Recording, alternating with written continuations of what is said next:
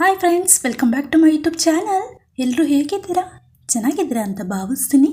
ಇವತ್ತಿನ ಒಂದು ವಿಡಿಯೋದಲ್ಲಿ ಖಾರ ಪೊಂಗಲ್ ಯಾವ ರೀತಿ ಮಾಡೋದು ಅಂತ ತಿಳಿಸ್ಕೊಡ್ತೀನಿ. ತುಂಬ ಸಿಂಪಲಾಗಿ ಹಾಗೆಯೇ ಬೇಗನೆ ಮಾಡ್ಕೊಳ್ಬಹುದು ಬೆಳಿಗ್ಗೆ ಬ್ರೇಕ್ಫಾಸ್ಟ್ಗೆ. ಸೊ ಬನ್ನಿ, ಈ ಒಂದು ತಿಂಡಿ ಯಾವ ರೀತಿ ಮಾಡೋದು ಅಂತ ತಿಳಿಸ್ಕೊಡ್ತೀನಿ. ಸೊ ವಿಡಿಯೋ ಕೊನೆವರೆಗೆ ನೋಡಿ, ಸ್ಕಿಪ್ ಮಾಡಿಬಿಡಿ ಅಂತ ಹೇಳ್ತಾ, ಇನ್ನು ನನ್ನ ಚಾನಲಲ್ಲಿ ಯಾರೆಲ್ಲ ಸಬ್ಸ್ಕ್ರೈಬ್ ಆಗಿಲ್ವೋ ಪ್ಲೀಸ್ ಸಬ್ಸ್ಕ್ರೈಬ್ ಆಗಿ ಅಂತ ಹೇಳ್ತಾ, ಈ ಒಂದು ಖಾರ ಪೊಂಗಲ್ಗೆ ಏನೇನು ಪದಾರ್ಥಗಳು ಬೇಕು ಅಂತ ನೋಟ್ ಮಾಡ್ಕೊಳ್ಳಿ. ಮೊದಲನೇದಾಗಿ 1 ಗ್ಲಾಸಷ್ಟು ನಾನು ರೈಸ್ ತೊಗೊಂಡಿದ್ದೀನಿ. ಅದೇ ಗ್ಲಾಸಲ್ಲಿ 3/4 ಕಪ್ಪಷ್ಟು ಹೆಸರು ಬೇಳೆ ತೊಗೊಂಡಿದ್ದೀನಿ. ಮಸೂರ್ ದಾಲ್ ಸ್ವಲ್ಪ ಸೇರಿಸ್ಕೊಂಡಿದ್ದೀನಿ, ಟೇಸ್ಟಿಯಾಗಿರುತ್ತೆ. ಹಾಗಾಗಿ ಇವಾಗ ಬೇಳೆ ಮತ್ತು ಅಕ್ಕಿನ ಚೆನ್ನಾಗಿ ನಾವು ಫ್ರೈ ಮಾಡ್ಕೊಳ್ಬೇಕು. ಚೆನ್ನಾಗಿ ರೋಸ್ಟಾಗಿ ಫ್ರೈ ಮಾಡ್ಕೊಳ್ಳಿ ಲೋ ಫ್ಲೇಮಲ್ಲೇ.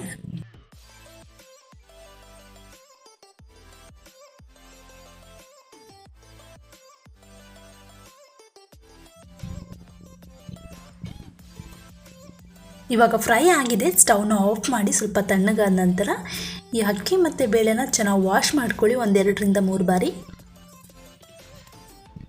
ವಾಶ್ ಆದ ನಂತರ ನೀರನ್ನ ಸೋಸ್ಕೊಳ್ಳಿ. ಇದಕ್ಕೆ ನಾನು ಕ್ಯಾರೆಟ್ ಮತ್ತು ಬಟಾಣಿ 1 ಕಪ್ಪಷ್ಟು ಆ್ಯಡ್ ಮಾಡ್ತಾಯಿದ್ದೀನಿ. ಇದು ಆಪ್ಷನಲ್. ಪೊಂಗಲ್ ಹಾಗೆ ಕೆಲವ್ರಿಗೆ ಇಷ್ಟ ಆಗಲ್ಲ, ಸೊ ಈ ರೀತಿ ಮಾಡಿಕೊಡಿ. ಕೆಲವ್ರು ಬೇಕಾದರೆ ಚಂಕ್ಸು ಸಹ ನೀವು ಆ್ಯಡ್ ಮಾಡ್ಕೊಳ್ಬಹುದು.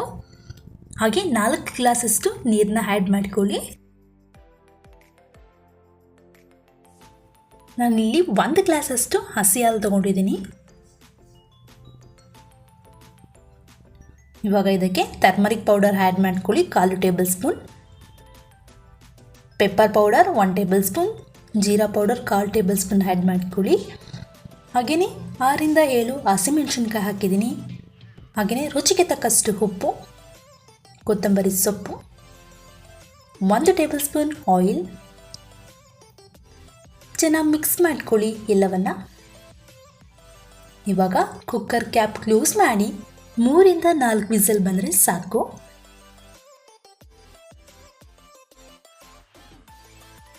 ಇವಾಗ ಅನ್ನ ಕೂಡ ರೆಡಿಯಾಗಿದೆ. ನೋಡ್ತಾ ಇರ್ಬೋದು, ಅನ್ನ ಬೆಂದಿದೆ, ಸಾಫ್ಟಾಗಿದೆ. ಇದಕ್ಕೊಂದು ಒಗ್ಗರಣೆ ಕೊಟ್ಟರೆ ರೆಡಿ ಆಗುತ್ತೆ ಖಾರ ಪೊಂಗಲ್. ಸೊ ಒಗ್ಗರಣೆಗೆ ಏನೇನು ಪದಾರ್ಥಗಳು ಬೇಕು ಅಂತ ಬೇಗ ನೋಟ್ ಮಾಡ್ಕೊಳ್ಳಿ. ಹಸಿಮೆಣಸಿನ್ಕಾಯಿ 4-5, ಕೊತ್ತಂಬರಿ ಸೊಪ್ಪು, ಕರ್ಬೇವಿನ ಸೊಪ್ಪು. ಕೆಲವರು ಪೆಪ್ಪರ್ನ ಹಾಗೆ ಉಂಡೆ ಹಾಕ್ತಾರೆ. ನಾನು ಈ ಥರ ಇದನ್ನು ಪುಡಿ ಮಾಡಿ ಇಟ್ಕೊಂಡಿದ್ದೀನಿ. ಜಾಸ್ತಿ ಪುಡಿ ಬೇಡ, ಮೀಡಿಯಮ್ ಇರಲಿ. ಜೀರಾ, ಗೋಡಂಬಿ ಹಾಗೆ ಶುಂಠಿ. ಇವಾಗ ಒಗ್ಗರಣೆ ಹಾಕೋಣ ಬನ್ನಿ. ಒಂದು ಪ್ಯಾನಿಗೆ 3 ಟೇಬಲ್ ಸ್ಪೂನ್ ಎಣ್ಣೆ, ಸ್ವಲ್ಪ ಹಿಂಗನ್ನು ಸೇರಿಸ್ಕೊಳ್ಳಿ. ಹಾಗೆ 1 ಟೇಬಲ್ ಸ್ಪೂನ್ ಜೀರಾ,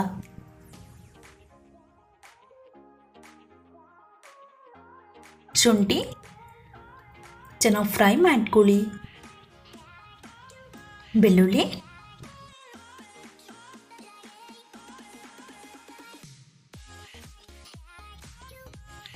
ಗೋಡಂಬಿ,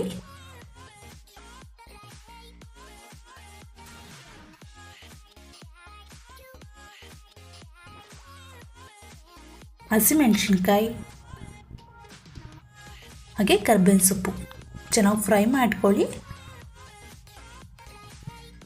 ಚೆನ್ನಾಗಿ ಫ್ರೈ ಆಗಿದೆ. ಇವಾಗ ಸ್ಟವ್ನ ಆಫ್ ಮಾಡಿ ಸ್ವಲ್ಪ ತಣ್ಣಗಾಗಲಿ. ಈ ಕಡೆ ರೈಸ್ಗೆ ಕೊತ್ತಂಬರಿ ಸೊಪ್ಪನ್ನ ಆ್ಯಡ್ ಮಾಡ್ಕೊಳ್ಳಿ. ಹಾಗೆ ಪೆಪ್ಪರ್ 1 ಟೇಬಲ್ ಸ್ಪೂನ್. ಜಾಸ್ತಿ ನೈಸಾಗಿ ಬೇಡ, ಈ ಥರ ಇರಲಿ.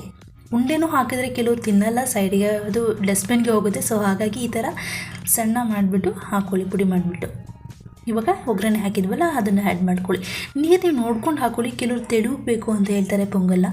ಕನ್ಸಿಸ್ಟೆನ್ಸಿ ನೋಡಿಕೊಂಡು ನೀರನ್ನ ಆ್ಯಡ್ ಮಾಡ್ಕೊಳ್ಳಿ. ಹಾಗೆ ರುಚಿಗೆ ತಕ್ಕಷ್ಟು ಉಪ್ಪು. ಆಲ್ರೆಡಿ ಉಪ್ಪು ಹಾಕಿದ್ದೀನಿ, ಸ್ವಲ್ಪ ಸಪ್ಪೆ ಅನಿಸ್ತು. ಸೊ ಹಾಗಾಗಿ ಇನ್ನೊಂದು ಸ್ವಲ್ಪ ಸಾಲ್ಟ್ ಹಾಕಿದ್ದೀನಿ. ಸೊ ಎಲ್ಲ ಚೆನ್ನಾಗಿ ಮಿಕ್ಸ್ ಮಾಡ್ಕೊಳ್ಳಿ.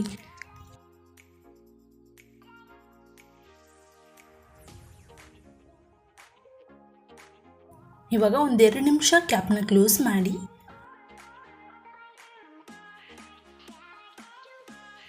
ಇವಾಗ ಪೊಂಗಲ್ ರೆಡಿ ಆಗಿದೆ. ಇದಕ್ಕೆ 3 ಟೇಬಲ್ ಸ್ಪೂನ್ ತುಪ್ಪನ ಆ್ಯಡ್ ಮಾಡ್ಕೊಳ್ಳಿ. ನೀವು ಏನೇ ಹೇಳಿ ಫ್ರೆಂಡ್ಸ್, ಬಿಸಿ ಬಿಸಿ ಇದ್ದಾಗಲೇ ತಿಂದರೆ ತುಂಬ ರುಚಿಯಾಗಿರುತ್ತೆ. ತಣ್ಣಗಾದ ನಂತರ ತಿನ್ನೋಕ್ಕಷ್ಟು ಟೇಸ್ಟಿಯಾಗಿರಲ್ಲ. ನೋಡಿದ್ರಲ್ಲ ವೀಕ್ಷಕರೇ, ಇವತ್ತಿನ ಒಂದು ವಿಡಿಯೋದಲ್ಲಿ ಬಟಾಣಿ ಮತ್ತು ಕ್ಯಾರೆಟ್ ಪೊಂಗಲ್ ಯಾವ ರೀತಿ ಮಾಡೋದು ಅಂತ. ಸೊ ನೀವು ಟ್ರೈ ಮಾಡಿ ಹೇಗಿದೆ ಅಂತ ಕಮೆಂಟ್ ಸೆಕ್ಷನಲ್ಲಿ ತಿಳಿಸಿ.